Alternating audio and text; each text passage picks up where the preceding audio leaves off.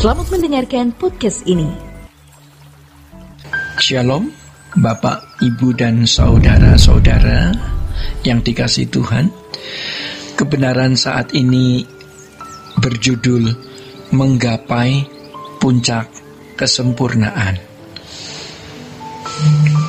Saudara-saudara, prinsip penting yang kita harus selalu ingat, dan jangan kita disesatkan oleh pengajaran doktrin siapapun dan dari manapun, bahwa sesungguhnya kita ini makhluk yang diberi Tuhan kebebasan untuk menentukan keadaan kekal kita. Adam dan Hawa tidak didesain untuk jatuh dalam dosa dan terbuang dari hadirat Allah. Kalau Adam dan Hawa terbuang dari hadirat Allah, itu karena keputusan dan pilihan Adam dan Hawa. Fakta ini sudah jelas memberi peta kehidupan, ya. Jangan sampai hal ini diubah atau diganti. Alkitab adalah kebenaran yang mengemukakan fakta ini. Kita diberi Tuhan kendali dalam tatanan Allah. Apa yang ditabur orang, itu juga yang dituai. Dengan kehendak bebas yang kita miliki, kita bisa mengisi dan mengarahkan ambisi kita sesuai dengan keinginan atau kehendak kita sendiri, bukan keinginan atau kehendak Allah, karena Allah memberi kita kebebasan. Apakah mengisi dan mengarahkan ambisi kita ke kanan atau ke kiri, ke bawah atau ke atas? Saudara-saudara, menghayati dan menyadari betapa tragisnya hidup manusia, ya, yang datang dan pergi seperti uap, betapa kita harus serius mengisi ambisi kita ini. Kalau kita datang dan pergi seperti manusia lain yang terbuang ke dalam api kekal, untuk apa kita menjadi manusia? Ya. Betapa celaka manusia yang datang di bumi tanpa melakukan kehendak Allah. Hidup untuk kesukaan kesenangan diri sendiri, lalu pergi begitu saja.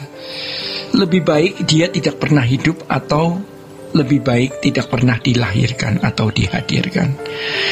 Hal ini benar-benar mengerikan. Mestinya jiwa kita tergetarkan oleh realitas ini. Karenanya kita harus mengisi ambisi dan mengarahkan ambisi kita ini ke arah yang benar. Tentu jawabnya adalah ke arah Tuhan. Masalahnya, ke arah Tuhan itu apa dan bagaimana? Kita mau mengisi dan mengarahkan ambisi kita hanya untuk satu hal, yaitu bagaimana kita bisa mencapai puncak kesempurnaan yang dapat manusia capai. Tuhan Yesus berkata, kamu harus sempurna seperti Bapa di surga sempurna.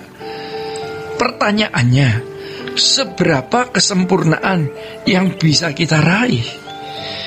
Sempurna seperti Bapa itu artinya tidak ada kejahatan, lemah lembut, menerima orang lain sebagaimana adanya, tidak ada kata yang salah, tidak melukai orang, tidak menyakiti orang, menjadi berkat, dan seterusnya.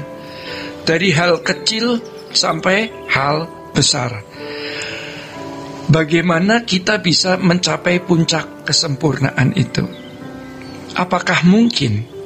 Ya, ternyata hal tersebut kita mulai dari hal-hal kecil yang kita lakukan dalam hidup keseharian kita. Misalnya, ya, sikap kita terhadap pasangan hidup, ya, sikap kita terhadap orang tua, terhadap anak, ya, terhadap pegawai, terhadap pembantu, sopir, saat berkendara.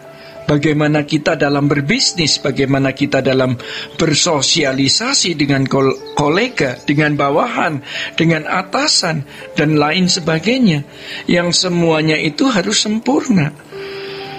Tidak memiliki hati yang jahat dan melukai mereka, tidak membicarakan kesalahan orang di belakang, tidak membuat gosip, dan lain sebagainya.